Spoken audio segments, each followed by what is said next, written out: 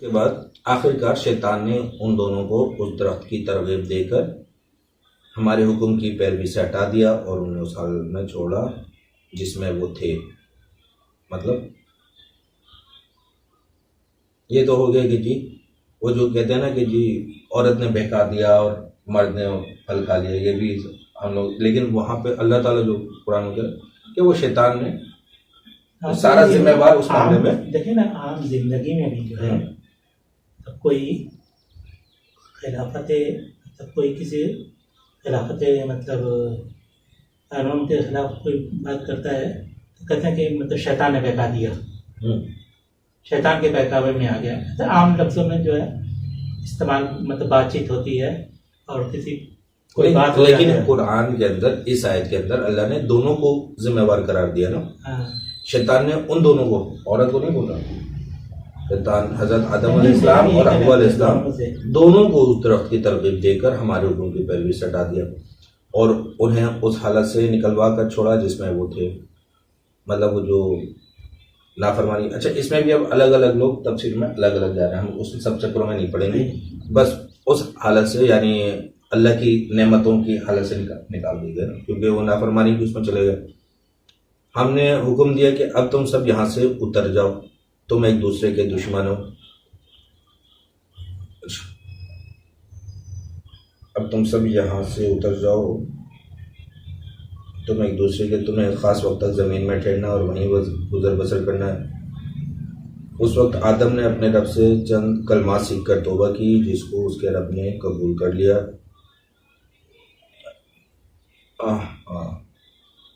میں آپ سے بولا تھا کہ بہت انٹرسٹنگ اس میں مطلب خاص وقت کا ذکر ہے، وہی ٹائم اور اسپیس کا آ گیا ہے کہ زمین جو ہے ٹائم اور اسپیس کاؤنٹ کرتا ہے یہاں پر، کہ مطلب خاص وقت تک رہنا ہے اللہ تعالیٰ کی ہدایت. یہ تو آگے ہو گیا نا زمین سے اترنے کی بات کی، مطلب جنت سے نکالے جانے کی بات. اس سے پہلے کی جو آیت ہے ہمارے حکم کی پیروی سے انہیں نکلوا دیا، ہم نے حکم دیا اب تم سب یہاں سے اتر جاؤ. تم سب میں حضرت آدم علیہ السلام اور بی بی حوا، یہ دو، شیطان بھی شامل تھا. جی جی اس کی تفسیر 50 نمبر. ہاں دیکھا ابھی گمراہی کہاں پہ آ جاتی ہے. اب صرف ترجمے کو پڑھتے ہیں نا، اب تم سب یہاں سے اتر جاؤ تو ہم اس میں سے حضرت آدم علیہ السلام کو اور حوا کو لے لیں گے. ایک سادے سے ذہن، کچا جو ذہن ہوگا وہ صرف حضرت آدم علیہ السلام کو اور اما حوا کو لے لیا. اور اس آیت کے حساب سے پھر اب اس نے اپنے اندر کیا تشریح کر لی کہ جی آدم اور حوا علیہ السلام ایک دوسرے کے دشمن ہو. اس آیت کی وہ دلیل ہوئی کہ لیکن یہاں پہ کیونکہ اس ٹائم پہ شیطان بھی اس جنت میں پہنچا ہوا تھا، وہ نکل رہا تھا، تو یہ ذکر شیطان اس کا دشمنی کا، انسان کا اور شیطان کا. بہرحال تو وہ اب وہ ابتدائی معاملہ شروع ہو گئے دشمنی کے، نفس کے، شیطان کے اور انسان کے.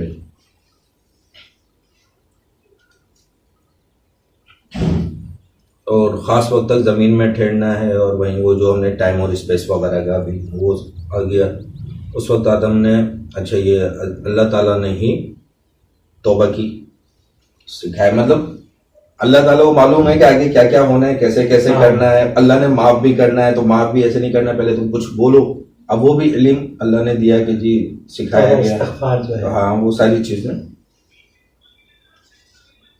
جس کو اس کے رب نے قبول کر لیا. اچھا پہلے سکھایا پھر اس کو اللہ نے قبول کر لیا. مطلب ایک فیز چل رہا ہے کہ پری پلان، یہ تمام چیزیں بتا رہی ہیں کہ تمام معاملات پری پلانڈ ہیں. جملہ ہے نا اللہ تعالیٰ نے حکم دیا جو تم نہیں جانتے، وہ بھی جانتا ہوں نا، مطلب کوئی پری پلان کی ہم جو باتیں کر رہے ہیں. ظاہر ہے جب اللہ تعالیٰ تو چیز کا کریٹر ہے. اور قیامت، مرزا غالب نے تو صحیح بولا، قیامت کا بھی جو ہے مرزا غالب نے تو پھر صحیح بولا، ڈبویا مجھ کو ہونے نے نہ ہوتا میں تو کیا ہوتا. نہیں، میرا کہنے کا تو یہ کہ اللہ تعالیٰ ہر چیز کا کریٹر ہے. اب وہ قیامت کے بعد کیا سوال و جواب ہوں گے, کون سے لوگ دیکھیں, جہنم میں جائیں گے, جنت وہ میں جائیں یہ گے. ساری جو فلسفی ہے علم نا, ہے یہ. ہاں یہ پورا ایک فلسفی جو ہے ہاں. اس میں انسان کے پاس کیا اختیار ہے, چوز ٹو رائٹ, یہ انسان کا اختیار ہے, اس بات پر جانا ہے, کس بات پہ جانا ہے, یہ ساری چیزیں یہ آہستہ آہستہ ہم اور جو اس میں یہی ہے کہ جو اللہ تعالیٰ کی ہدایت بالکل کو فالو کرے گا وہ اس راستے پہ چلے گا, جو نہیں کرے گا وہ اس راستے پہ چلے گا. اس کا انجام یہ ہے, اس کا انجام اللہ نے توبہ قبول کر لی کیونکہ وہ بڑا معاف کرنے والا ہے اور رحم فرمانے والا ہے. اچھا, اس کے بعد یہ جو ہم ہمیشہ پڑھتے رہتے ہیں, انہ هو التواب الرحیم, بڑا معاف کرنے والا اور رحم فرمانے والا ہے. کہ توبہ کا دروازہ ہمیشہ کھلا ہے نا, جی. مطلب اگر ہم ابتدائی دور ہے, تمام چیزوں کو دیکھتے ہیں کہ پہلی نافرمانی ہوئی ہے, اور اتنی بڑی نافرمانی کہ خالق کائنات, ابھی تو فریش ہے نا سارے معاملات, اور پہلے ہی دن ہی تم یہ سارے معاملات کر کے آ گئے ہو تو بھی توبہ کو قبول کر رہا ہے. تو توبہ کا در کھلا ہوا ہے, معاف فرمانے والا, یہ بھی مطلب یہ سکھا بھی رہا ہے نا. ہاں, اللہ نے اگر دیکھے نا نہیں کرنا ہوتا توبہ کے معاملے کو تو نہیں سکھاتا وہ آیتیں. بسم اللہ الرحمن الرحیم, رحمان بھی ہے, رحیم کا جو کنسیپٹس آ رہے ہیں وہ یہ ساری آیتوں میں آ رہے ہیں نا, کہ کلمہ سکھا کر توبہ کی جس کو اس نے قبول کر لیا. حضرت آدم علیہ السلام کو اللہ تعالیٰ توبہ کی آیتیں سکھا, مطلب اس میں ایک اور بھی چیز ہے نا, یہ بھی تو ہو سکتا تھا کہ بغیر اس کے صرف وہ توبہ کا بولتے اور اللہ معاف کر دیتا, لیکن ایک پروٹوکول بھی ہے نا, ایک سسٹم بھی ہے, تو اس سسٹم کے حوالے سے اس پروٹوکول کو آپ نے فالو کرنا ہے. خلیفہ جو ہے, ہاں, کہ مطلب سجدے میں گرنا ہے, آنسو آنے ہیں, گریا کرنی ہے, معافی مانگنی ہے, تو وہ سارا ایک پروٹوکول ہے. اس پروٹوکول کے حساب سے آپ کو چلنا ہے.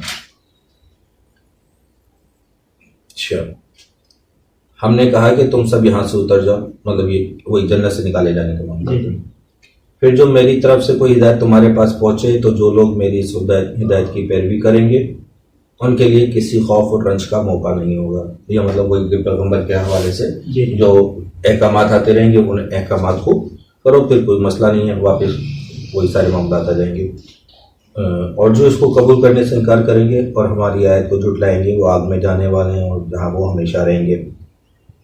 اللہ کے احکام سے انکار کے حوالے سے کہا گیا ہے کہ جی جہنمی ہوں گے. ہاں, کہ اللہ کے جو احکامات کو نہیں مانیں گے, قرآن کو نہیں مانیں گے وہ سارے لوگ, اور صرف جہنم میں نہیں ہے, وہ ہمیشہ کے جہنم میں.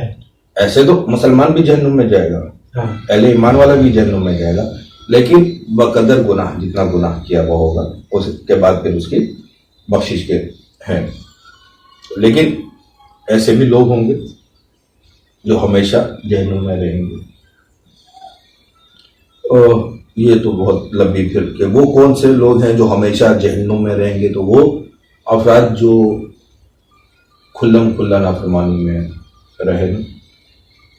اور پھر وہ جو ہماری بات ہوئی کہ جی نافرمانی میں کیا اللہ اپنے گناہ معاف, ہم بچپنے سے سنتے آئے ہیں کہ حقوق اللہ کو معاف ہے, حقوق العباد کی معافی نہیں ہے. تو یہ سارے وہ والے معاملات ہیں.